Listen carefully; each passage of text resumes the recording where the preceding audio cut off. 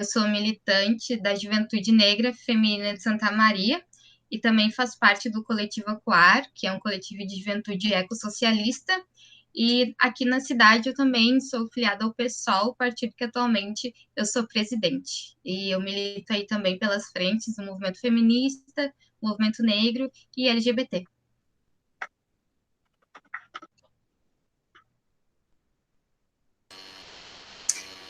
Bom, agora sou eu, então, boa noite. Eu estava com ruído, não sei se melhorou um pouquinho o áudio.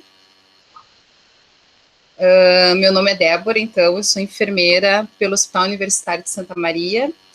Estou responsável pela unidade de vigilância em saúde, num momento bem interessante para isso, né? Uma coisa que jamais a gente imaginou viver na vida. Então, por estar à frente dessa unidade, a gente participei desde o começo de todo o planejamento de como o USM iria atuar no enfrentamento à Covid, de muitas capacitações. Acabamos perdendo todo o receio da tecnologia depois de tantas transmissões que a gente acabou fazendo também via live, né? Mas até hoje, assim, a tecnologia às vezes funciona, às vezes não funciona, tem coisas que nos ajudam a nos aproximar, tem coisas que nos distanciam, né?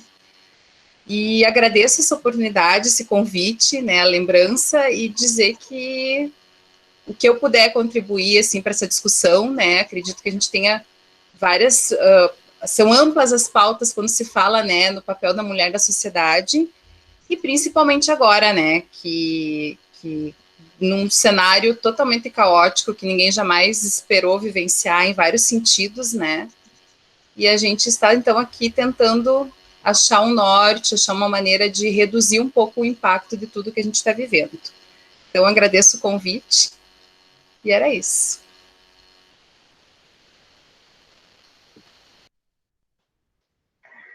Seguindo, então, boa noite a todas e todos que nos acompanham e as meninas aqui que fazem parte da nossa conversa, né? Eu sou a Gabriela Mandra, sou servidora pública, né, no município de São Vicente do Sul, aí muito próximo de Santa Maria. Agradeço muito a Débora pelo convite, né?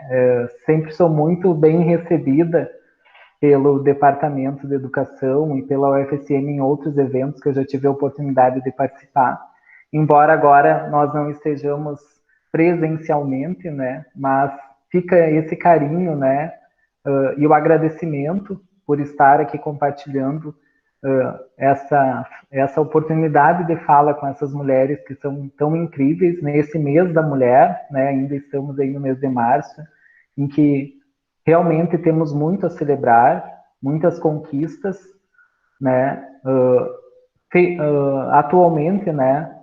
Estou trabalhando na Secretaria do Estado da Cultura, onde eu desempenho a função como diretora-geral da Secretaria e também como secretária de Estado adjunta, né? Isso foi um desafio que eu assumi já na pandemia, então isso duplicou as minhas responsabilidades aqui e momentos, né, de reflexão em relação a esse bem-estar, a manter a sanidade, né, manter o equilíbrio frente a todos esses desafios que surgiram, como a Débora trouxe, né, tanto na área da saúde quanto também na área da cultura, né, que foi e está sendo tão atingida, tão atacada, né, por todas, primeiro, né, por todas as dificuldades que nós enfrentamos no país, né, pela resistência que tem quando se fala em cultura, e também, né, por ter sido um dos primeiros setores a fechar, né, até as suas atividades aí paralisadas no ano passado, e ainda nós não ter, né, uma previsão de quando nós vamos poder fazer uma retomada das atividades culturais. Então, espero que seja um momento de bastante interação, né, e que nós consigamos, umas com as outras, nos fortalecer. Uma boa noite, bom evento a todos. Bom, boa noite a todos e a todas, em especial aqui essas mulheres estamos compartilhando uma conversa, a Débora e a Glécia, minhas colegas servidores, a Débora Santos também, né?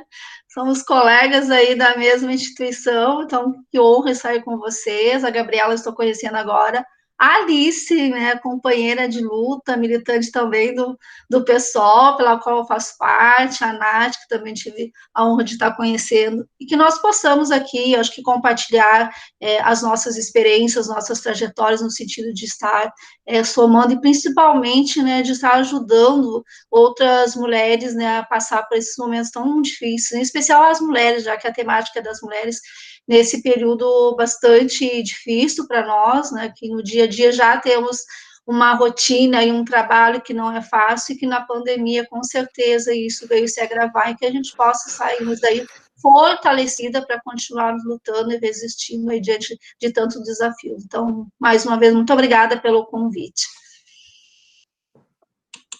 Nós que agradecemos, não, imagina, é uma honra para nós ter vocês e a Nath Castro Fernandes também, então eu gostaria que ela se apresentasse também.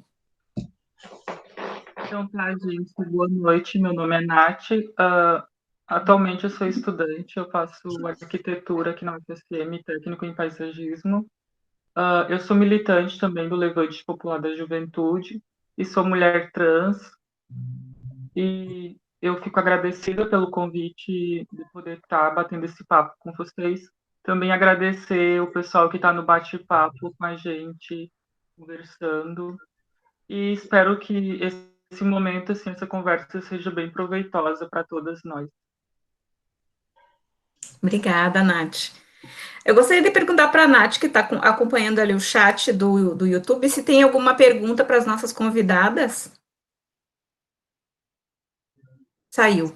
Bom, gente, eu gostaria de começar com vocês falando sobre uma questão, assim, que me preocupa muito. Que nós sabemos que as mulheres, em razão de toda essa cultura machista que nós vivemos, né, historicamente, culturalmente, ela sempre se culpa, né? Ela se culpa por tudo, né? E ela tem aquela questão de que ela acha que ela tem que cuidar de todos e de todo mundo e cuidar da melhor forma possível, e se ela não cuida, ela se culpa, né? E o que a gente tem percebido, e aí eu já vou juntar uma questão que me preocupa também, é a questão da educação dos filhos, né? Então, a mulher, como a Loiva disse, como vocês todas mencionaram, a mulher, então, já é sobrecarregada, já era antes da pandemia, agora está mais ainda sobrecarregada, né? Então, aquela mulher que tem o seu trabalho fora de casa, o trabalho de dentro de casa, muitas vezes não tem companheiro, e também, mesmo tendo companheiro, o companheiro não ajuda muito em casa, não ajuda quase nada. Tem os filhos naquela coisa, mando para a escola, não mando para a escola, meus filhos estão sofrendo porque estão engordando, né? A maioria das crianças estão ficando gordinhas, não estão socializando, não estão aprendendo, tem famílias que não têm internet, acho que talvez seja a maioria. Então, a mulher, ela tá numa sobrecarga, gente, que é inimaginável. É inimaginável a culpa que ela sente, o desespero, né? E eu não... Esses dias eu estava ouvindo uma entrevista e uma socióloga falou que as maiores preocupações das mulheres brasileiras são a saúde da família e a educação, né? Então, vocês imaginem como é que está essa mulher brasileira hoje. Se as maiores preocupações dela são a saúde da família e a educação. Então, eu queria que vocês, assim, ó, falassem só que, assim, ó, eu fico, às vezes eu vejo alguns debates, algumas rodas de conversa, e muito se fala, mas, assim, fica muito na teoria. Então, eu gostaria, assim, ó, o que a gente pode, como a Loiva falou, né, passar para as nossas parceiras, amigas, colegas, o que a gente pode dar de apoio para elas, falar fazer algo que possa, meu Deus, que possa ajudar realmente nesse momento.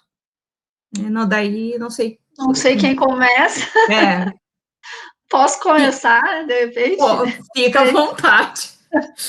É que eu sou meio intrometida, a gente sindicalista é meio intrometida. Não, assim, eu acho que bem importante essa fala inicial da Débora. Até hoje eu recebi uma pesquisa, eu não sei se a Alice conhece o grupo Sempre Viva Feminista, e até depois, se vocês quiserem, eu vou encaminhar essa pesquisa, porque ela é muito importante, ela traz 3 eixos. Um exatamente é o eixo que a Débora colocou aí da questão da mulher, né, no trabalho, que sustenta, e muitas sustentam, e muitas perderam o sustento também em relação à própria pandemia.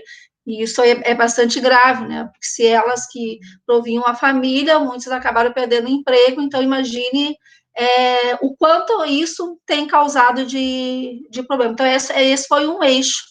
O outro eixo foi a questão exatamente da educação, né, as mulheres, aquelas que têm filhos, né, e a em relação com a saúde. E o outro foi a mulher cuidadora da mulher durante a pandemia, que aí com certeza a Débora, aí, que é da área da saúde, o pessoal aí da psicologia, aí podem abordar dentro. Então, eles trouxeram esses 3 eixos aí, né? Então, e o tema da pesquisa é bem interessante, sem parar, né? Por que sem parar? Porque mesmo com a pandemia, né, em tese que dizem que alguns pararam, a gente não parou. E as mulheres ainda, elas multiplicaram os afazeres, né, porque além de elas terem as suas atividades enquanto trabalhadoras, muitas trabalhadoras estudam também, quem tem filho, dá cuidar dos filhos e cuidar da educação dos filhos, orientar. E muitas das mulheres, aí eu tenho uma experiência de uma cunhada minha, que ela dizia, eu não tenho muito conhecimento na questão da educação, e eu, às vezes, eu me fico perdida e tenho que ensinar o meu filho, né, tem que orientar o meu filho, e mais o filho e mais os afazeres. Então, isso tem causado, assim, uma série de adoecimento nas mulheres, de estresse, daí o pessoal da saúde, com certeza, vai nos colocar o que isso tem a ver com o nosso corpo, né, com que mexe com todas nós, e no dia a dia, a ansiedade, tem aumentado muito o número de pessoas ansiosas por causa disso aí, e às vezes a gente fica aí, muitas vezes não tem o apoio do companheiro, nem todas têm o apoio do companheiro, as que têm, né, de ajudar, de compreender essa tarefa, e a gente acaba passando por processo de adoecimento.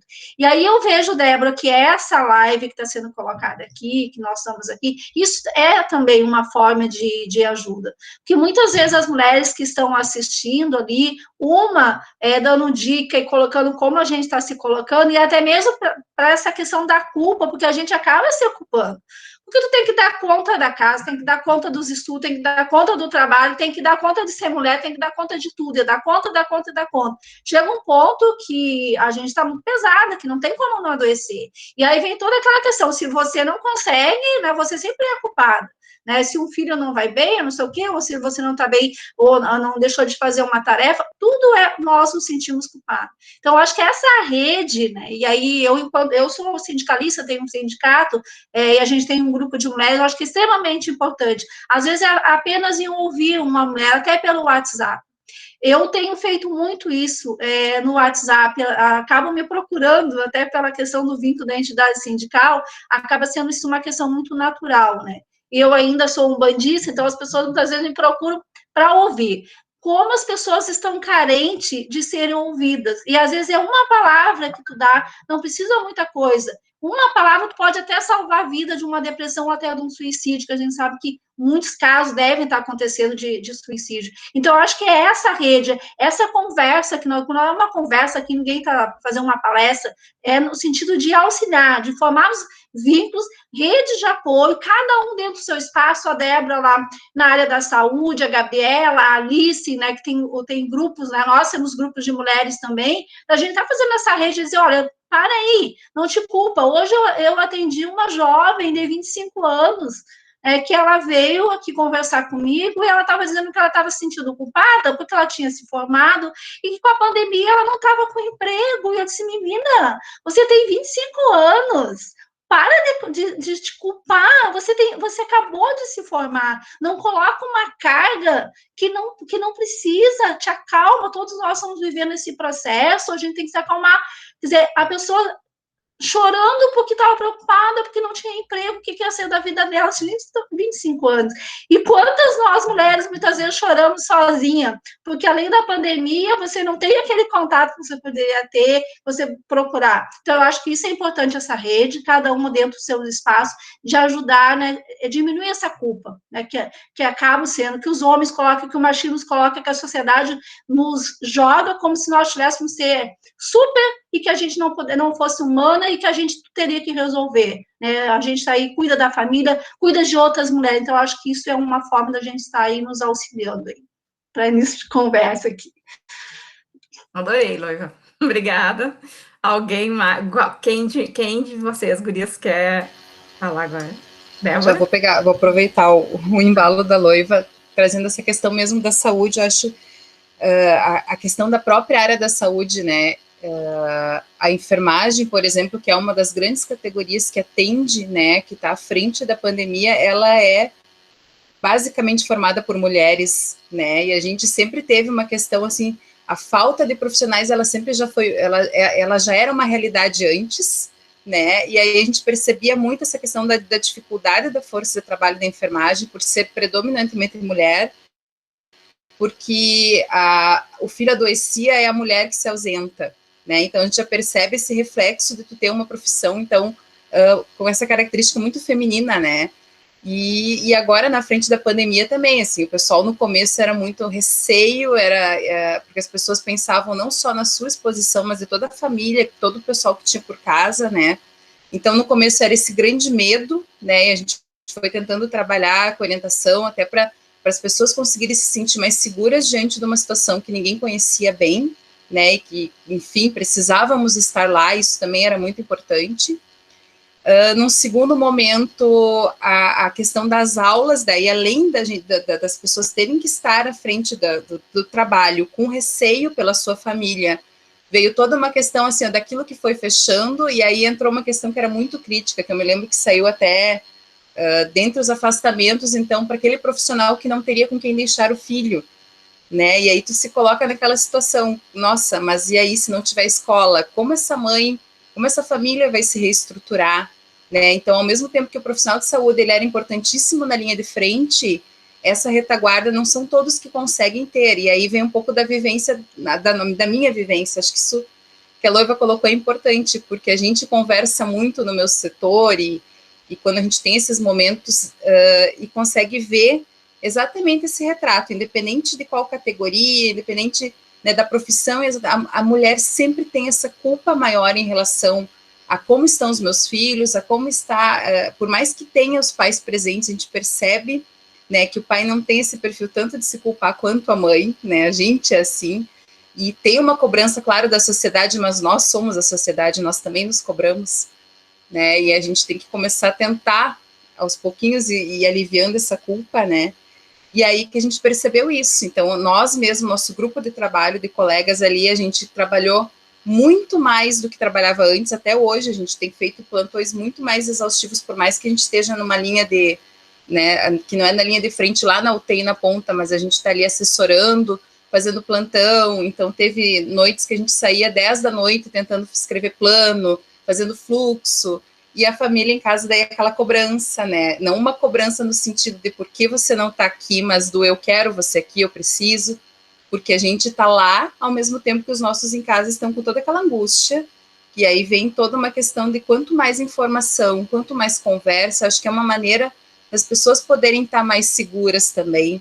né, acho que a questão, por exemplo, que eu senti como mãe, e penso que é uma coisa que angustia muito as mães hoje, é talvez ter uma coisa mais definida em termos de educação infantil. Onde estamos, como a gente vai lidar com essa lacuna, porque vai ter uma lacuna, para que a gente também consiga aceitar que nesse momento a saúde é mais importante que a educação, não que a educação não seja importante, ela vai ser recuperada, e talvez se a gente tivesse orientações mais claras, talvez um plano, alguma coisa assim, ajudasse a lidar com essa nossa angústia, porque é difícil tu pensar com serenidade sobre 2 anos de educação, como isso vai ser, né, depois, como a criança vai conseguir recuperar, como vai ser feito isso, né, e no começo a gente vinha naquela, é 1 mês, são 2 meses, quem sabe até julho, Agora não, agora a gente já se convenceu de que é uma coisa que vai durar um tempo e vai ter um impacto posterior muito grande na nossa vida. E aí, acho que esse é o grande papel das pessoas que estão, né, à frente, que tem a informação, quanto mais clara, quanto mais eu souber exatamente qual o cuidado que eu tenho que ter no retomar das aulas, se de fato eu devo mandar o meu filho, se vai ter segurança para isso, né? Eu sou uma pessoa que hoje acho que é importante, mas eu preciso ter essa segurança, né, para mandar ele. Então, são questões que quanto mais a gente, enquanto sociedade, conseguir se organizar e fornecer esse tipo de apoio também para as mulheres, elas vão conseguir aceitar melhor as escolhas que elas estão fazendo, que na verdade não são bem escolhas, né? Então, acho que é fundamental isso, e de também desse exemplo, né, de saberem que, por mais que a gente tenha apoio, a gente também se cobra, né? E que com certeza não vai ser fácil. Mas quem tem apoio ainda tem alguém para ir lá e dizer, não, né, eu estou aqui, ou, né, então acho que é importante que, né, que de repente as organizações institucionais também deem esse apoio, né, para essas mulheres, para que elas tenham uma segurança, né, de como elas vão conduzir aquilo que elas às vezes nem podem escolher, né, então quem continua trabalhando, às vezes não é uma escolha de continuar trabalhando, né, ela tem que estar lá.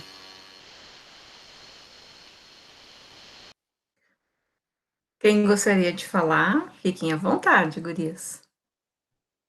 Eu acho que isso sobre a questão da escolha, né, de trabalhar ou não, é super importante, né, para a gente entender como a pandemia ela pode afetar todo mundo, mas tem o fator de classe, né, e outras interseccionalidades que fazem com que esse momento seja talvez mais difícil ainda para outras pessoas, né. Acho que essa questão das mulheres é justamente porque desde sempre, né, foi imposto para a gente que a gente teria que dar conta do trabalho reprodutivo, trabalho doméstico e assalariado, né? E muitas mulheres acabam tendo jornada dupla, até tripla, né? Muitas mulheres também são chefes de família e algumas acabam, inclusive, não olhando para si, né? Tem um último estudo da USP que eu acho que fala um pouco também desses elementos que a Loiva trouxe, né, no início da fala dela, como aumentou a porcentagem de mulheres que acabam utilizando drogas lícitas ou ilícitas para lidar com a situação, ou que acabam tendo quadros de depressão, de ansiedade, né, que aumentou cada vez mais esses quadros e essas dificuldades, inclusive, de lidar com a sua saúde mental, né. E também eu acho que a questão de intersecção de cor aí tem um elemento muito importante de ser analisado também, né? Por exemplo, a maioria das mulheres negras são chefes de família, né? São também as maiores beneficiárias de programas do governo, do SUS, que está sofrendo aí um ataque, um desmonte muito grande, né? Então, também a gente tem muitas mulheres negras que acabam sendo colocadas em empregos precarizados, a maioria são empregadas domésticas, e aí elas precisam continuar nesse trabalho, porque elas, né, não podem simplesmente trocar de emprego, muitas vezes não tem carteira assinada, é uma questão de sobrevivência mesmo, e aí acabam estando cada vez mais vulneráveis e expostas ao vírus, né? Seja no transporte público, seja na própria casa em que elas trabalham, né? A gente tem o primeiro caso de morte no Brasil, no Rio de Janeiro, inclusive foi de uma empregada doméstica que acabou contraindo o vírus da sua patroa, que tinha acabado de voltar da Itália, né, em uma viagem. Então, como essas coisas de classe acabam se interseccionando. Eu acho que a questão da sexualidade também, né? Eu, quanto psicóloga, em alguns casos, acabam chegando também, né? Que muitas mulheres que são lésbicas, bissexuais, trans, travestis, estão sofrendo muito nesse momento porque elas não são acolhidas em sua residência, onde, né, na pandemia, a gente mais deveria estar em casa, né? Deveria estar ali protegida, acolhida. Isso também acaba gerando um sofrimento muito grande, né? E uma sensação de desamparo e de vulnerabilidade maior ainda. Acho que isso que é muito importante, né, se colocar. Inclusive, o quão isso é violento, né? E eu acho que a própria questão também de que, nesse período, infelizmente, muitas mulheres estão dentro de casa com os seus agressores, né? Muitas mulheres sofrem violência doméstica, violência sexual dos seus parceiros. E aí, por exemplo, as denúncias diminuíram muito, porque as mulheres não conseguem, né, ligar para o Disque 100, não conseguem ir até uma delegacia da mulher também.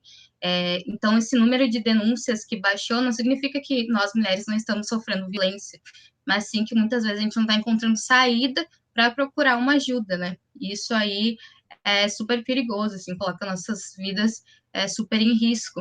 E eu acho que a Débora falou muito bem, assim, né, das profissionais da saúde que estão na linha de frente, porque realmente a maioria das mulheres estão em profissões de cuidado, né?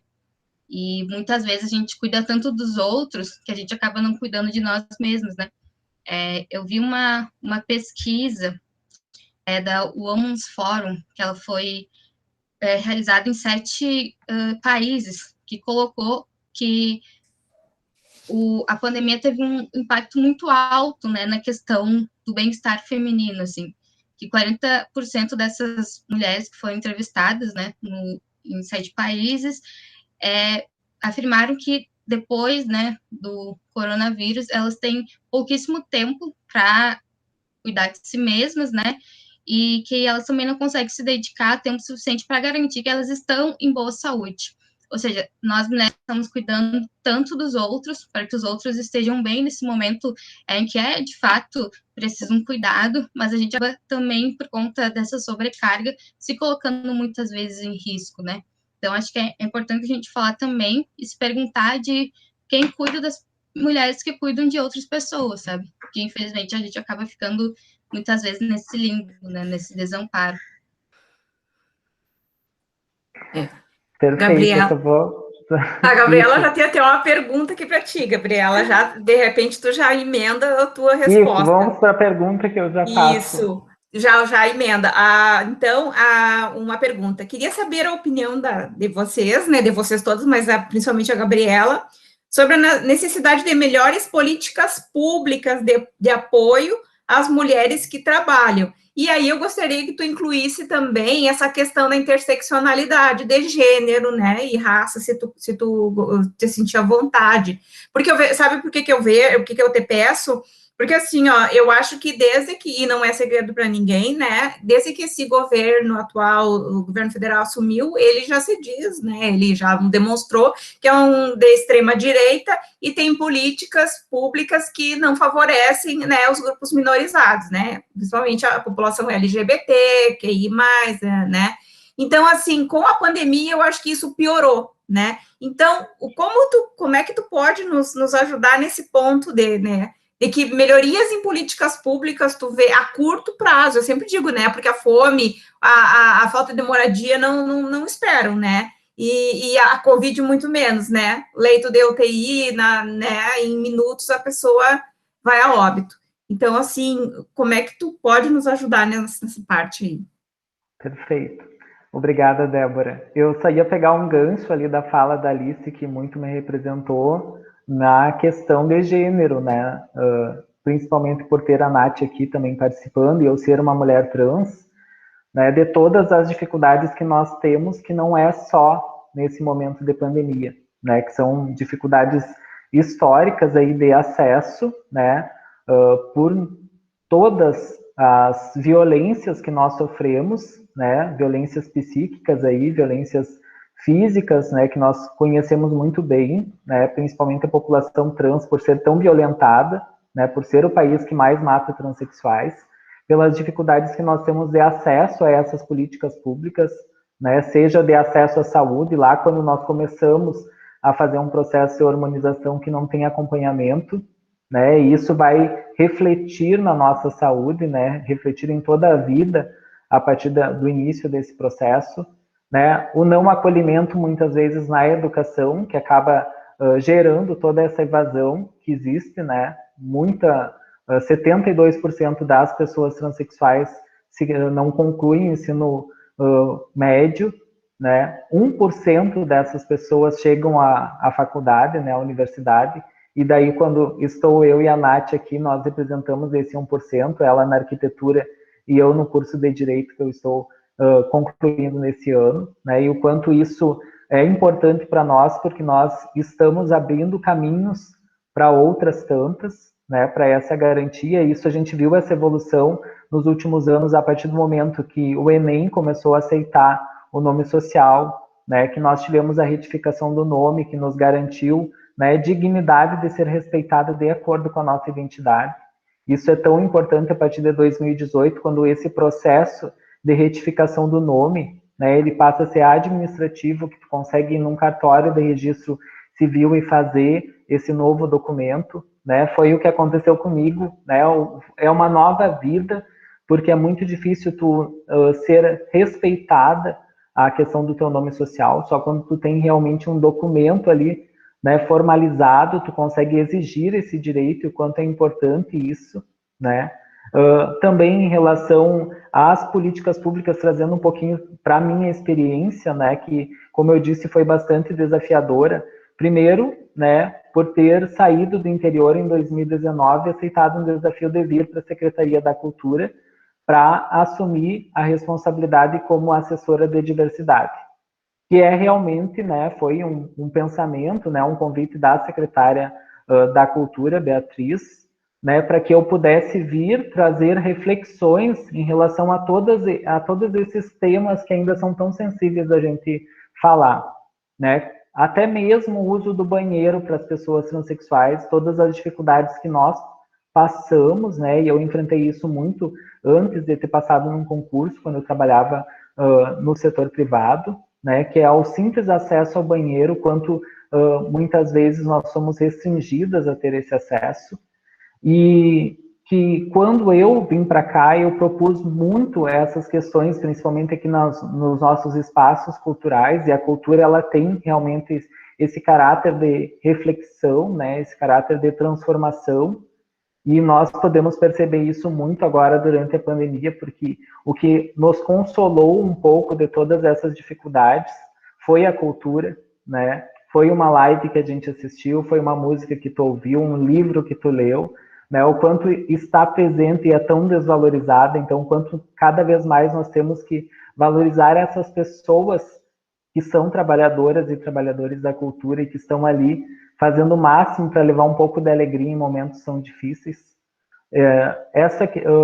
Trazendo ali, voltando, né, a questão do acesso aos banheiros foi uma das primeiras políticas, né, que nós implantamos aqui no Estado, que foi de ter no centro administrativo banheiros, né, que fossem unissex, né, sem gênero, que pudesse receber todos e todas, né, e também nos banheiros, né, que a gente não conseguiu, por questão da estrutura física, fazer a transformação, né, nós colocamos mensagens para refletir em relação a essas questões de gênero, a questão de sexualidade, de orientação sexual, para que as pessoas, mais do que se sentissem acolhidas, fossem cutucadas, né, a pensar sobre, né, até porque a estratégia que nós utilizamos foi de utilizar no banheiro dos homens imagens na cor rosa e no banheiro das mulheres na cor azul, já para, né, instigar um pouquinho, ainda mais que foi o auge, né, daquela declaração de uma ministra que trouxe, né, meninas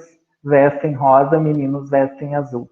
Nós podemos vestir a cor que nós quisermos, né, o quanto nós temos que nos autoafirmar, e isso está muito presente na nossa vida cotidiana, né, desde o momento que tu começa a pensar sobre a tua aceitação, né, todas as dificuldades que tu tem desde criança, quando tu já não te percebe, ou tu te percebe que tem algo de errado contigo, né, até esse momento em que tu faz uma escolha, né, de realmente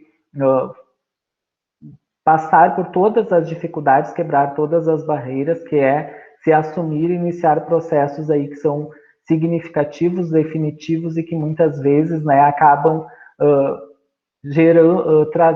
afastando as pessoas, né, dos nossos vínculos, que acaba sendo um preconceito tanto para ti quanto também para as famílias, né? A minha família sofreu muito preconceito e que nós, né, quando estamos ocupando espaços, nós temos que estar todos os dias lidando com os nossos próprios conflitos, que é o de será que eu mereço estar aqui? Será que eu posso estar nesse espaço?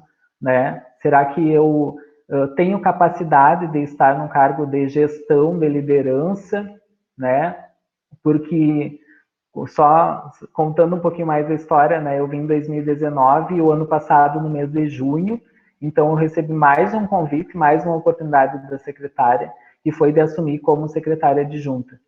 E isso tem um significado, não é um significado de estar num cargo tão importante a nível de governo estadual, mas de ser uma mulher trans que está ali naquele espaço, né? De ter essa busca por esse respeito, por ocupar um cargo, né, que é lidar com outras pessoas, né, que é fazer com que nesse momento que foi tão difícil, realmente usar essa liderança para essa sensibilidade, e aí a Loiva trouxe muito bem o quanto nós temos que resgatar esse lado mais humano, né, nas relações, e quando tu deixa de ser, né, aquele gestor que busca apenas resultado, apenas fazer entregas, mas realmente um líder, uma pessoa que que faz um papel de dirigente, que é essa busca contínua por relações humanas, né, por valorização das pessoas, que muitas vezes estão tão deixadas de lado, e elas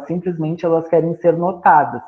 E esse é o maior desafio que eu tenho, né, que eu tive nesse processo, que foi de ter as pessoas, a equipe, né, de mobilizar as pessoas para que elas fossem valorizadas, né, com que elas se sentissem ali naquele espaço, realmente fazendo parte, né, acolhidas, né, isso é tão difícil. E eu me preocupo muito com essas questões, porque isso foi uma dificuldade muito grande que eu enfrentei nos espaços de trabalho, né, que eu tive, que era essa questão do acolhimento, de ser respeitada enquanto Gabriela, né, inclusive eu trabalhei muitos anos no Big em Santa Maria, né, como vendedora. As pessoas ainda lembram de mim quando eu trabalhava no Big Patronato. Então isso ali eu tive uma oportunidade, né, de trabalho, que foi, eu iniciei a transição trabalhando aqui em Canoas e fui transferida para Santa Maria, né, mas que eu tinha que provar cada dia, cada troca de chefe, cada pessoa nova que chegava, né, porque eu estava ali, porque eu merecia estar ali, né, e essas são dificuldades que a gente enfrenta.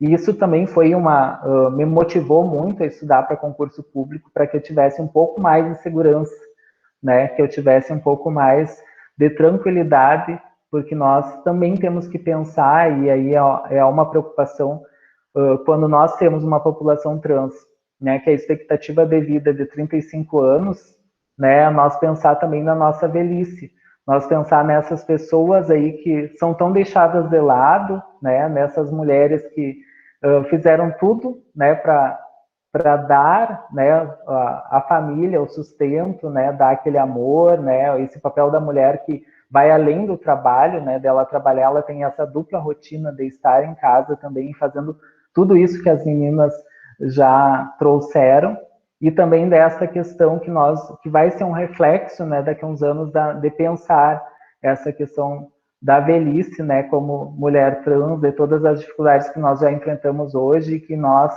precisamos a cada dia lutar para tentar, né, amenizar tudo isso. E pensando também nessas políticas, embora, né, o movimento do governo federal, principalmente na cultura, que é a área que eu estou atuando, e aí eu amplio um pouquinho mais, né, como marcadora, a questão da educação, porque em São Vicente eu sou servidora da educação, trabalho numa escola de ensino fundamental. Então, o quanto, né, como as gurias trouxeram, essa falta de valorização, de investimento, né, na cultura e na educação, acabam refletindo em todas essas dificuldades que esses espaços públicos acabam, né, encontrando.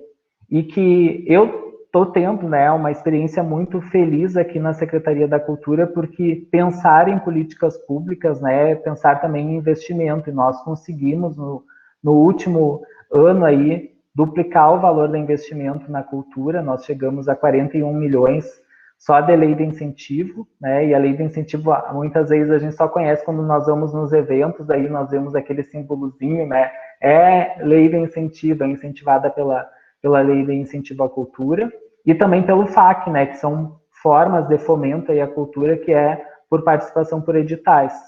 E de brinde, quando eu assumia como secretária adjunta, eu tive também a Lei Aldir Blanc, né, que foram investidos aqui, o Estado recebeu 155 milhões, desses 155 milhões, 70, a responsabilidade era da Secretaria da Cultura gerir, e nós chegamos a um investimento, né, desse recurso de 99,98%, né, que foi graças a muito trabalho.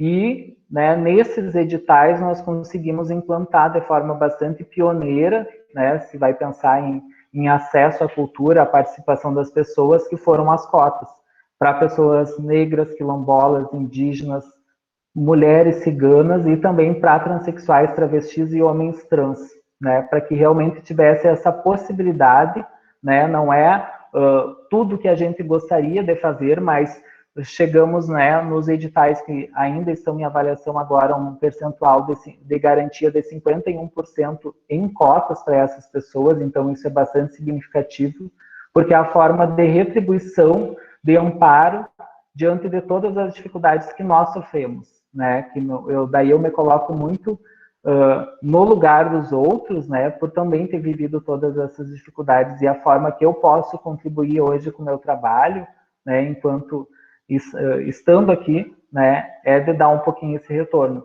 Então, trazer um pouquinho também esse relato foi mais no sentido que, embora, né, a nível de governo federal a gente esteja enfrentando todas essas dificuldades, né, até mesmo esse caos na saúde, né, essa dificuldade de chegar as vacinas para nós, né, para todos, né, eu me preocupo muito com a minha mãe, nós, aqui no estado, está fazendo essa garantia, né, inclusive esse ano a nossa previsão de investimento é de 55 milhões, além desses editais aí da Lei Aldir Blanc que estão na rua. Então, é um desafio a cada dia, né, enquanto gestão, enquanto mulher trans ocupar um espaço desses, que nós temos que provar porque existimos, nós temos que resistir, né, a cada olhar, muitas vezes, que magoa tanto, né, que fere tanto quanto uma violência física, né, e que são, embora todas as conquistas que nós tivemos nos últimos anos, né, e nós precisamos celebrar isso, né, Nath, por estar em espaços, abrir oportunidades, como eu disse, para outras pessoas, mas que ainda é uma luta, né, de muitos e muitos braços, que não é só do movimento trans, não precisa ser trans para lutar por igualdade, por espaços, né, por reflexões que são necessárias no dia a dia e que refletem principalmente na saúde, né, de todas essas pessoas aí. Então, o acolhimento, esse lado humano, é fundamental. Acho que eu consegui responder um pouquinho, vou deixar também espaço aí se tiver mais alguma pergunta. Teve uma pergunta aqui também, né, a Glécia me passou, em relação a estudantes trans da UFSM. Eu acho que a Nath pode nos dar esse relato, como tem sido essa luta, né, da pandemia na universidade, para quem mora na casa do estudante. Como é que é essa batalha aí diária? Então, a gente já tinha muitos problemas antes da pandemia e com a vinda da pandemia, os nossos problemas, eles digamos que aumentaram, né, por conta do isolamento, da falta de contato com as pessoas, tipo, toda a nossa rotina, ela foi, digamos assim, desmanchada por essa onda da pandemia, né? Tipo, e é importante, assim, a gente falar que os estudantes, né, tipo, nessa época de pandemia, não só os estudantes, mas toda a comunidade acadêmica está passando por um processo de lidar, né, com esse novo momento, assim, que a gente está passando. E enquanto estudante, enquanto moradora da casa estudante, enquanto mulher trans, é às vezes muito complicado, assim, muito desafiador ter que lidar com tantas dificuldades, medos, cuidar da saúde mental, dar conta das aulas, dar conta de se alimentar, de cuidar da própria higiene. de, sei lá, trabalhar, ter bolsas, enfim. E é mais assim nesse sentido, né? Comentar assim que não é novidade para ninguém, que é isso, assim, a nossa, os nossos desafios eles só têm aumentado, né, com a vinda da pandemia, mas a gente tem, né, a esperança que isso passe em breve e eu me sinto contemplada assim pelas falas de todas as meninas. E principalmente pela fala da Gabriela, né, por também ser uma mulher trans e falar dos seus desafios enquanto mulher trans no mercado de trabalho, na vida pessoal, enfim. Outra questão também que eu queria comentar, tipo, é a questão da nossa, como anda a nossa afetividade, né, enquanto mulheres, mas também enquanto mulheres trans. Acontece que a nossa afetividade ela já é bastante negligenciada por conta do machismo, do patriarcado, do preconceito. E aí, às vezes, a gente também é importante fazer os recortes de raça, de classe social, porque isso também afeta a gente de uma forma muito forte.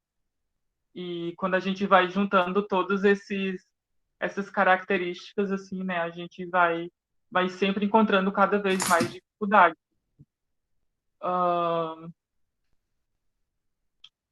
E é isso, assim. Daí teve também alguns comentários aqui no chat sobre a UAP colocou que realmente esse ter que dar conta nos persegue, né? Ter que dar conta de tudo.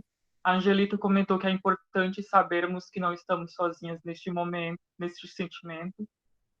A Liliane falou que realmente palavras ajudam e podem salvar muitas vidas. Eu tenho que fazer a minha parte apoiando as pessoas amigas. Ela também falou que a gente também se ajuda, porque vivemos num momento que ninguém tem a certeza de nada. A Angelita também continuou comentando sobre que quando conversamos e nos abrimos para compartilhar as inquietudes e tristezas vividos nesses períodos, temos a chance de diminuir as dores. E que é importante também cuidar da nossa saúde mental, emocional e física. Deixa eu ver o que tem mais de comentário aqui.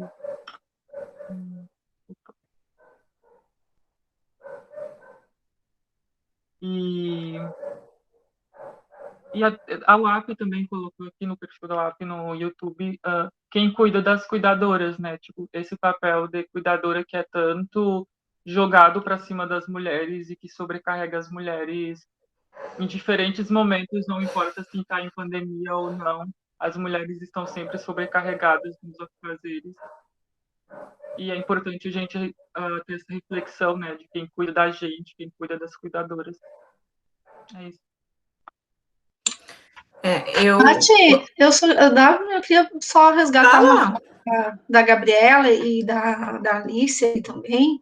Primeiro, eu acho extremamente importante o depoimento da Gabriela, por ela estar num espaço institucional, né? Porque nós precisamos mudar essa lógica, né, de machismo, de conservadorismo, são nesses espaços institucionais. A educação é um processo, né? Eu sou educadora, sou pedagoga, sabemos o quanto nós, mulheres, que muitas vezes educamos também, temos que também mudar essa concepção que nós temos, né, lá na escola, né, lá na educação infantil, que a gente também tem que começar a trabalhar essas questões ali, mas esses espaços de decisão, eu acho que é extremamente relevante que a gente possa estar inserindo. Nós temos aí não precisa nem dizer, nessa política que a gente tem de uma onda de conservadorismo, onde a Gabriela acabou de dizer, onde a Damares diz que o homem veste azul e a mulher veste rosa, né, nós vestimos aquilo que a gente quiser, mas o que essa mensagem ela traz? Né? Nós aqui, que estamos num espaço que a gente tem todo esse trabalho, mas e que passa isso no imaginário de um menino, de uma menina? Ou para quem não tem acesso ao processo da educação. Isso é extremamente forte, né? Porque isso impõe, sim, uma forma de vida e uma forma de conduzir. E enquanto para nós mulheres isso agrava mais. Então, eu acho que é extremamente importante discutir essas questões da institucionalidade, né? Dessa de política pública, quando a Alice fala que não tem como a gente não fazer o recorte, né, da escolaridade, que a gente sabe que mais de 50% das mulheres negras que estão se expondo lá, que são aquelas que, inclusive, perdem o seu emprego, são aquelas que estão lá na linha de frente, que tem que sair, sim, para trabalhar, porque se não sair para trabalhar, muitas vezes são elas que cuidam da questão econômica da família, e que agora, infelizmente, muitas vezes com um processo, e aí a questão das políticas públicas, que a Débora traz, que a Gabriela fala e que o pessoal pergunta, infelizmente, nós não temos um processo de políticas públicas. Nós, no dia a dia, as mulheres não são acolhidas, as mulheres que são espancadas, são violentadas muitas vezes, e aí a Alice e a Débora, que é da área da saúde, sabe que elas têm que voltar para a casa dos seus agressores, porque elas não têm para onde ir. Né? Os projetos de casa de acolhimento, nós sabemos que não há investimento para isso, não há investimento. E se houvesse investimento, muitas mulheres nós estaríamos salvando. O quanto isso aumentou na pandemia, né, da violência doméstica.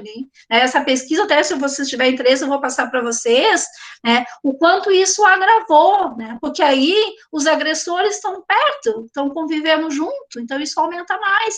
E aí, muito mais para todas as realidades, o recorte de quem é trans, que convive, né, e foi um avanço, Gabriela, eu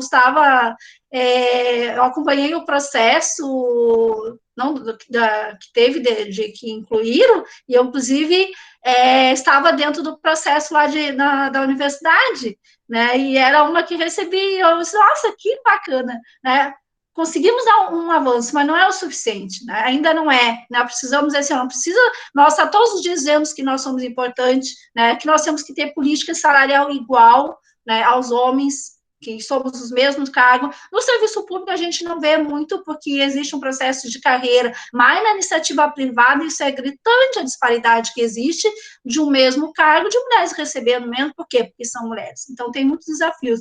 E aí, eu acho que nós temos esse papel, né, em cada uma nos seus espaços institucional, de buscar, de lutar, de nos acolher, e também fazer essa política macro, porque ela não está dissociada.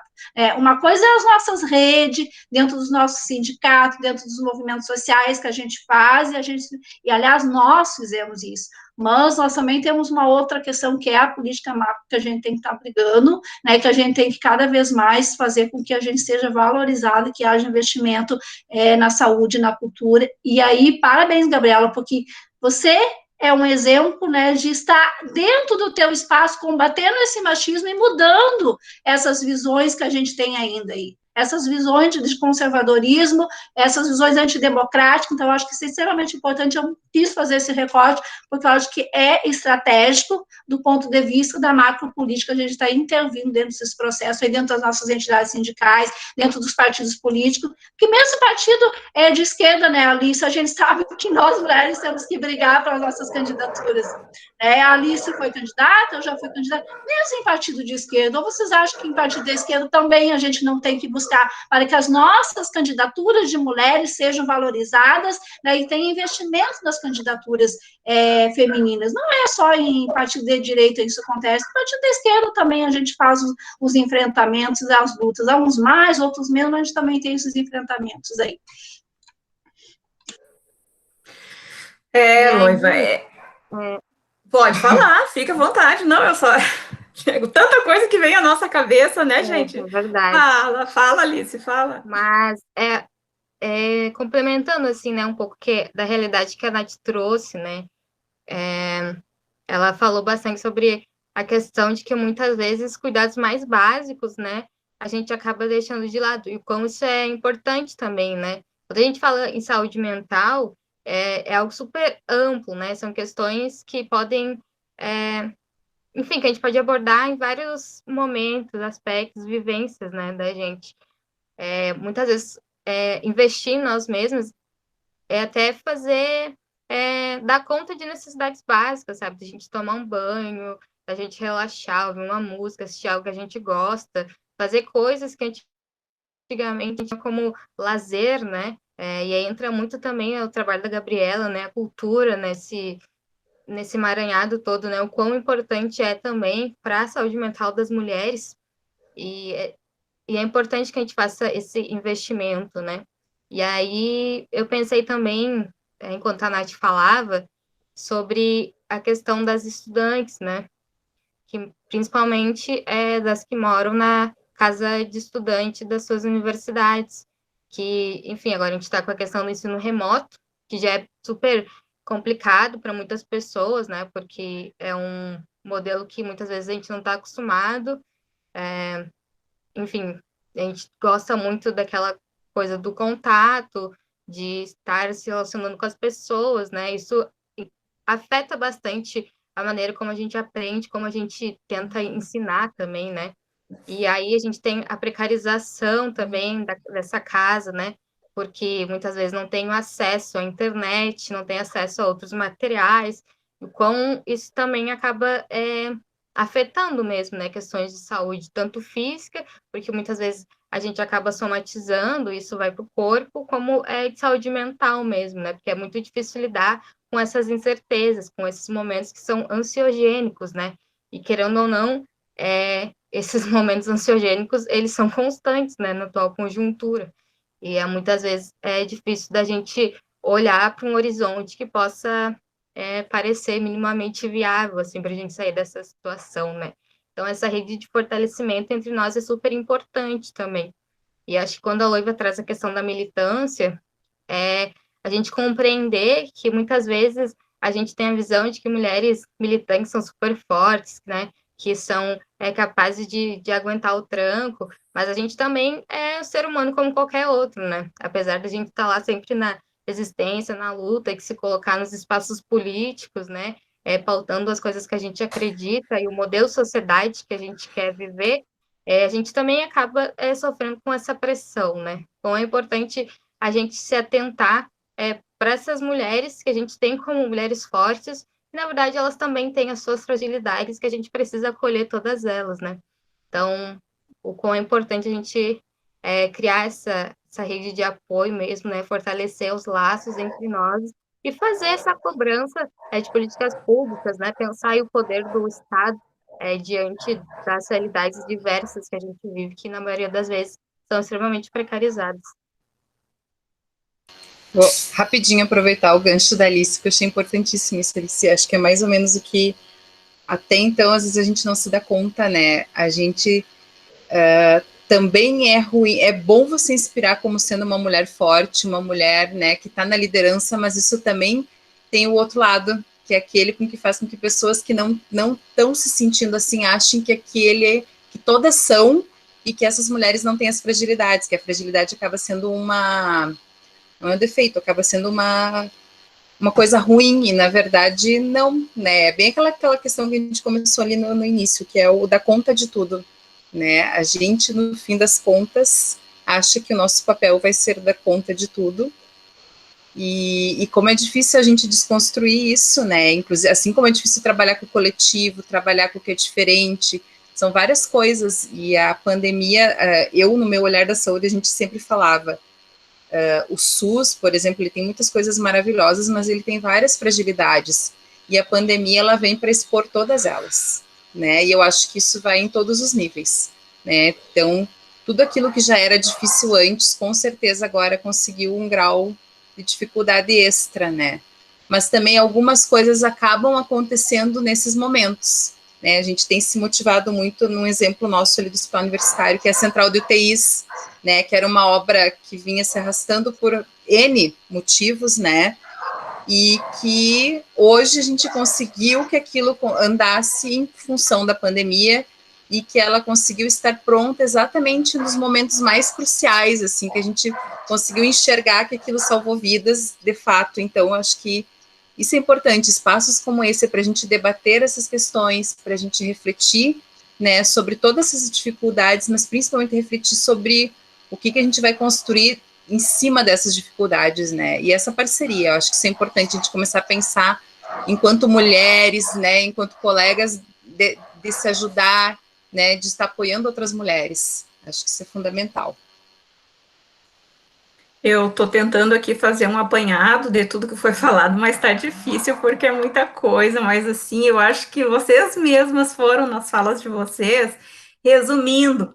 E agora a Débora falou uma coisa que eu me dei conta, né, que, claro, SUS tem seus problemas, né, mas o Brasil é um dos únicos países, é um dos países que tem a melhor rede de saúde pública do mundo. Claro, com muitos problemas. Mas imaginem nós sem o SUS, como os Estados Unidos, que não tem SUS, né? Os Estados Unidos da América.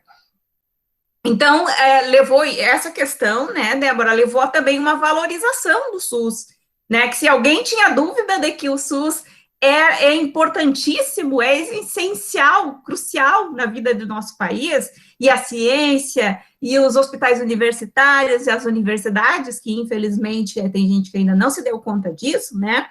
Mas vai se dar conta.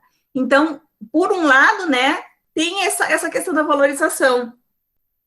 Também eu pude captar aqui nas nossas falas essa questão das redes de apoio, né? E uma coisa assim ainda que eu vejo, infelizmente, é que as próprias mulheres, né, as nossas, que deveriam ser as nossas parceiras, elas são vítimas do machismo e acabam reproduzindo o machismo, né? E eu mesmo, assim, no meu convívio, vocês também devem ter no convívio de vocês, mulheres que ao invés de acolher as outras mulheres em situação de violência, ainda condenam como se elas fossem culpadas pela violência que sofrem, né? E acho que a gente tem que batalhar nesse sentido, né?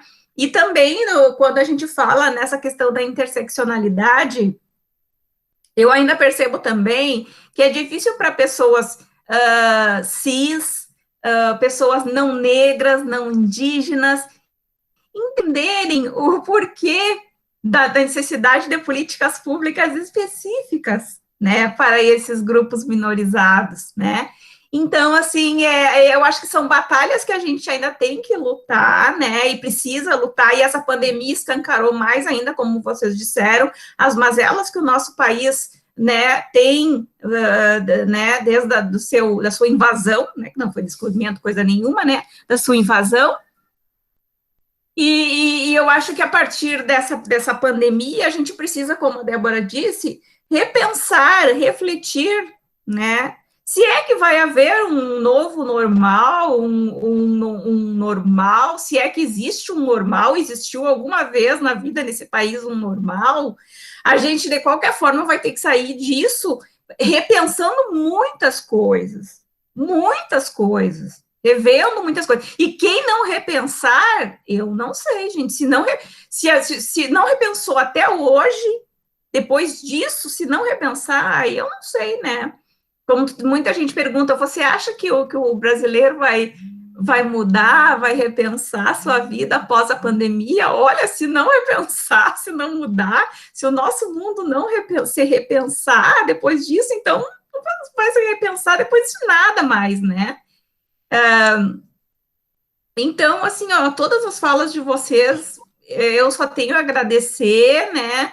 Nós estamos, assim, no horário já atingindo o nosso teto, mas, assim, ó, todas as falas de vocês foram bem no sentido dessa questão, principalmente de refletir, né, sobre as mazelas que nós já tínhamos, eu acho, eu vejo isso no nosso país e que pioraram, né, com a pandemia, esse isolamento físico, que para mim não gosto dessa palavra, dessa expressão isolamento social, acho horrível, horrível,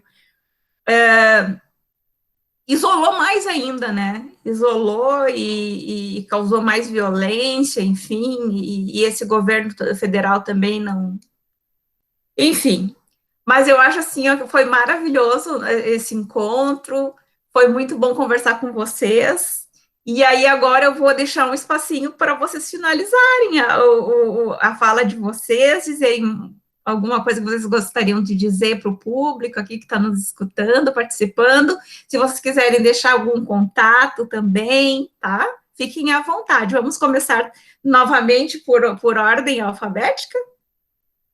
Então tá.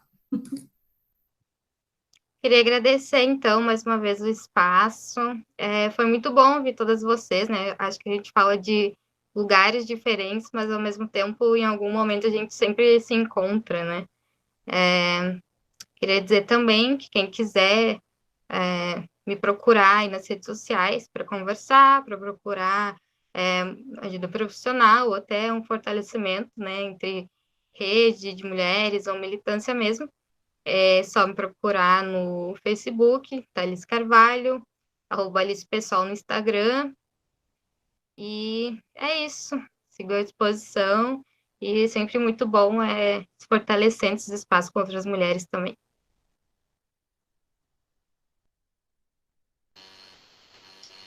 Bom, também quero agradecer o espaço, né? Acho que a lembrança, a oportunidade de estar aqui discutindo com mulheres maravilhosas, assim, temáticas tão profundas, né? Que, na verdade, a gente acaba ficando muito naquele nosso nicho. Eu tenho falado muito em lives, mas muito daquilo que é o meu dia a dia, né? E vir aqui refletir com vocês também outros cotidianos, outros olhares, para mim também foi um momento de reflexão muito importante, então agradeço a todas. E eu acho que, por mais difícil que pareça, acho que o recado que a gente tem que ter para nós mesmos e para todo mundo é que como nos fortalecermos enquanto pessoas, enquanto humanidade, né, enquanto profissionais nos nossos fazeres, para construir um pós-Covid melhor do que era o nosso anterior, porque nada vai ser igual, é impossível ser igual depois de tudo que a gente tem vivenciado, mas o importante é que o diferente ele seja mais inclusivo, ele seja mais empático, né, ele seja mais humano. Eu acho que esse é o nosso desafio agora, porque passar por isso todos vamos, né, e também é o que nos fortalece. Acho que no momento que a gente às vezes brinca muito lá entre nós, na nossa equipe, a gente está cansado, né? A gente não quer mais falar de Covid, mas aí toda semana a gente vai lá e fala porque não tem, né? A gente respira fundo e segue, e o momento vai passar. Todos sabemos que vai, não tão rápido quanto a gente queria, né? Talvez não tão suave quanto poderia ter sido, em razão de várias escolhas, enfim.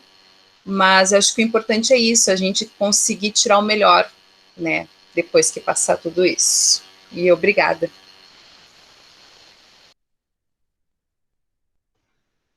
Que lindo. Obrigada, Débora, pelo convite, né, todos que nos acompanharam aí. Como eu disse lá no início, né, sempre importante, eu sempre fico muito feliz de estar com vocês, né. Também agradecer muito a Nath, que eu só conhecia aí virtualmente, só nós nos seguimos nas redes sociais e agora a gente conseguiu ter um pouquinho mais de contato aqui, né, que eu me sinto muito representada, né, por ela, que ela conquiste muitas coisas boas aí dentro da faculdade. Eu sempre coloco que ter esse acesso, né, ter essa oportunidade é bastante importante, porque quando eu decidi fazer o curso de Direito na FADISMA, em Santa Maria, né, eu pensei muito na questão de como seria o acolhimento, se eu me manteria ou não na faculdade, né, como que seria aquele primeiro momento das pessoas me verem lá, né, como seria essa aceitação. E nos primeiros meses, assim, de faculdade, eu até pensei em desistir, né, porque eu me sentia muito peixe fora d'água, né, era muito difícil para mim chegar lá naquele espaço. E eu tive uma professora, né, essa semana ainda dei uma entrevista do Dia da Mulher e comentei isso eu sempre comento, que me chamou num final de sala, num final de aula, né, e ela disse para mim que eu deveria sorrir mais, né, que eu me fechava muito para o mundo, isso que ela nem me conhecia.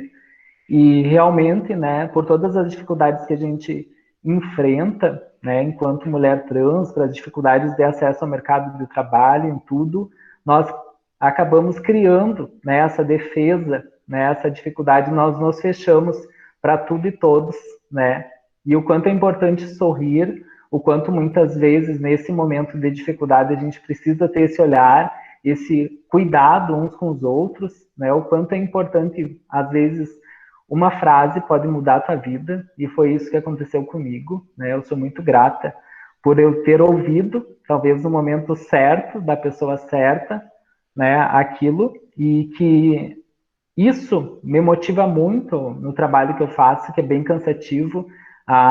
Inclusive, nós não falamos, mas essa rotina, né, muitas vezes de teletrabalho, embora eu esteja presencialmente, nos fez duplicar a quantidade de horas de trabalho, inclusive aos finais de semana. Nós não temos mais isso há meses, né? Porque tem sido bem difícil para dar conta de tudo que aconteceu depois da pandemia, para a gente realmente ter esse cuidado uns com os outros, né? De ter essa efetivação aí, de conseguir alcançar através dos recursos que a gente tem e dar um alento. Inclusive, nós realizamos durante esse período, eu tive a felicidade de coordenar também campanhas em relação a ajudas, né, a cestas de alimentos aí para as pessoas que trabalham com cultura. Eu coordenei lá no início da pandemia, foi a primeira ação que nós desenvolvemos para que realmente a gente conseguisse, né, dar um pouquinho esse olhar um pouquinho humano, fraterno, assim, em relação às pessoas, de cuidar delas, né? E realmente, como tu disse, Débora, só para não me estender, o quanto é importante, assim, da gente ter, né, esse cuidado um com os outros, né? O quanto é importante que a gente valorize mais, e que se este momento não for para refletir, realmente esse momento não conseguir fazer com que as pessoas se transformem, melhorem, né, em relação a tudo, né, a busca pelo preconceito, que ainda é tão difícil, pela dificuldade que tem para a gente quebrar essas barreiras, para ocupar espaço. Se nós não conseguir nesse momento refletir sobre tudo isso, realmente, né, vai ser muito difícil, mas que nós sejamos movidas por esperança, né, por busca por dias melhores, por um mundo melhor, né, que a gente sempre esteja juntas aí e fazendo o melhor possível para ter cada vez mais espaços, respeito uns aos outros. Então, obrigada e boa noite a vocês. Foi uma noite linda.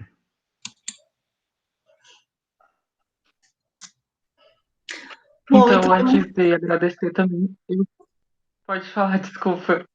Quero agradecer, então, a Débora, a Nath e a Glécia, né, pelo convite, por estarem compartilhando, enfim, conversando um pouco sobre as nossas questões.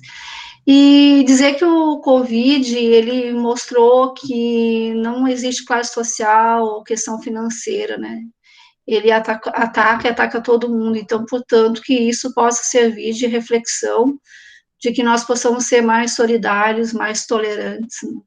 Que não adianta a arrogância, né, e que a gente possa sair um pouco melhor dessa situação triste, mas que possa servir para cada um e cada uma possa se autotransformar, porque a vida ela é a felicidade e nós temos que uns ajudar os outros, e não adianta classe social, ele veio, ele atacou todos, então que a gente possa ter menos preconceito, né, que a gente possa ser tolerantes com as pessoas, porque não é possível que as pessoas não possam mudar, se autotransformar diante de todas essas tragédias que ocorreram.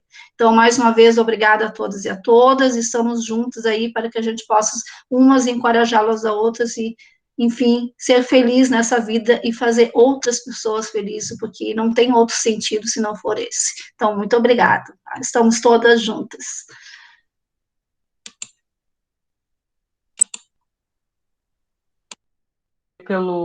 Obrigada, Loiva. Também queria agradecer por estar, né, com vocês nesse momento de conversa, que é tão importante, assim, principalmente nesse período que todas as pessoas andam muito assustadas, né?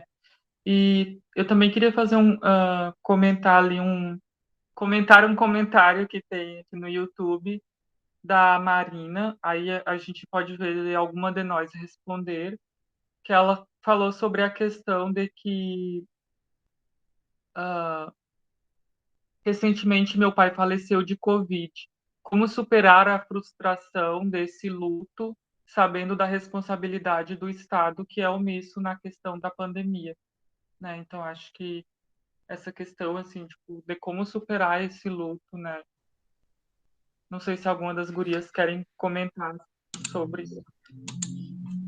Gurias, fiquem à vontade. Eu já me arrepiei, assim, várias vezes durante nossa conversa. Eu não sei se eu tenho como falar. Fiquem à vontade, se vocês quiserem falar. A gente vive, né, num processo que a gente chama de enlutamento, né, porque não é só o luto de quem perdeu um familiar, a gente vive o luto de quem perdeu um amigo, um colega. Quantos de nós perdemos colegas, amigos, né? E eu imagino o quanto é mais difícil alguém perder um ente querido da sua família. Eu falo do ponto de vista de um bandista, né, que é uma forma que eu tenho a religiosidade, não é questão da religião, eu acho que a gente tem que, cada um crê em um Deus, cada um crê numa força espiritual. Eu procuro, né, fazer isso, eu procuro me apegar na minha religiosidade, né, nas minhas energias, né, me sintonizar com algo, né, maior do que eu, que sou ser humano, para a gente enfrentar. E eu acho que o apoio entre amigos para ajudar, acho que ajuda bastante ali. Muitas vezes até eu tenho em casa uma prática da gente fazer energização, né? Tem me ajudado muito. Inclusive, a gente evita muito ver notícias, porque isso nos afeta. Então, acho que procurar, primeiro, pessoa, nem que seja no WhatsApp, eu sei que hoje é difícil, e sintonizar naquilo que acredita, seja qual a fé, né? Nessa força que para mim está acima enquanto ser humano. Então, acho que de buscar isso, buscar esse apoio, não é fácil. A gente sabe, quem é psicólogo sabe que a gente tem uma fase necessária do luto, que faz parte, né, e não tem como a gente dizer para essa pessoa que ela não vai viver esse luto, ela vive esse momento do luto, mas procurar apoio familiar, com amigos.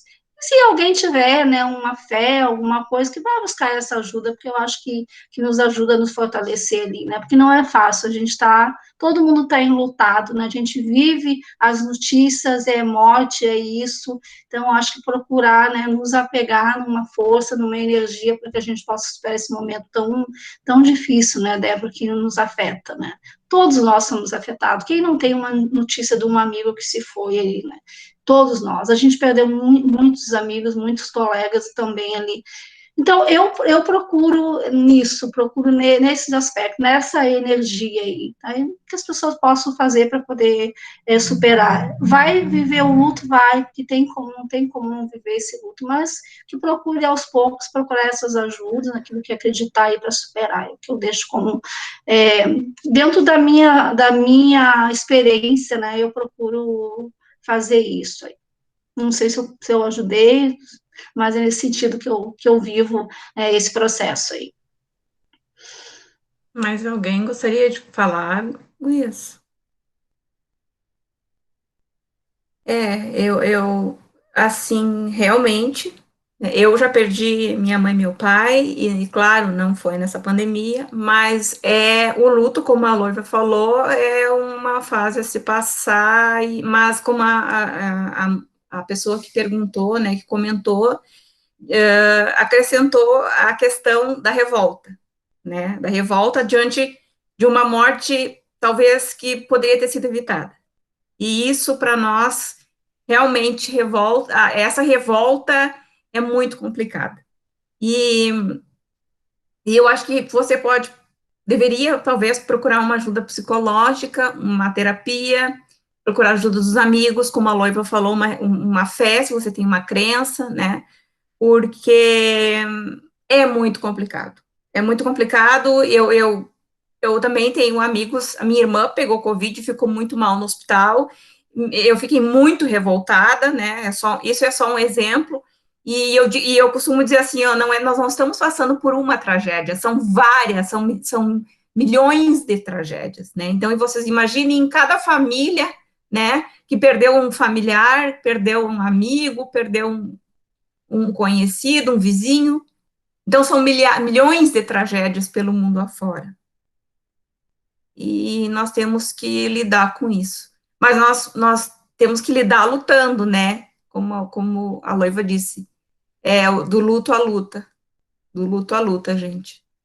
Eu acho que é a lição que fica, porque tanto a Alice, na sua função de psicóloga, a Débora, na sua função de enfermeira, a Loiva, na sua função de servidora pública pedagoga, a Gabriela, né, na sua função ali de trabalhadora em educação, de gestora, eu, como servidora pública, também trabalho com os estudantes da universidade, a Glécie, que também trabalha com os estudantes da universidade, que é pedagoga, a Nath, que a gente sabe que é muito ativa, né, lá na casa do estudante. Cada um de nós tem como fazer um pouquinho, né, para ajudar a diminuir essas dores, essas tragédias.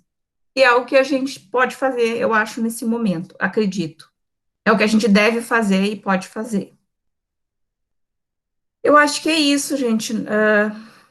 Acho que é isso que a gente tem para dizer nesse momento. Eu até fiquei toda arrepiada e muito triste nesse final, né? E não tem como não. Agradeço muito a todas as gurias que aceitaram participar.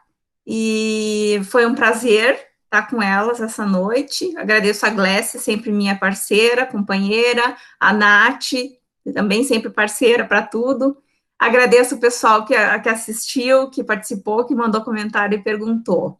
Fez perguntas lá no chat, tá?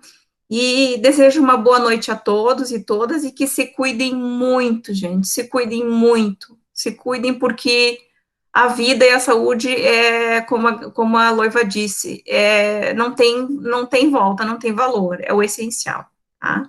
Obrigada por tudo, um beijo, um abraço. Tchau.